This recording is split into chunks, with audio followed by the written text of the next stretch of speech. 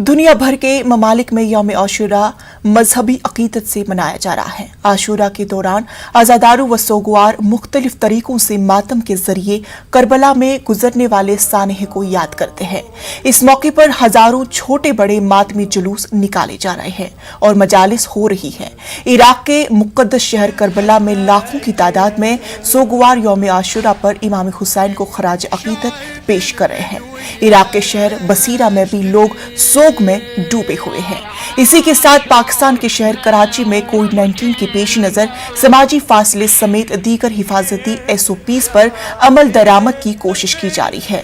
जुलूसों के लिए सिक्योरिटी के खास इंतजाम भी किए गए हैं।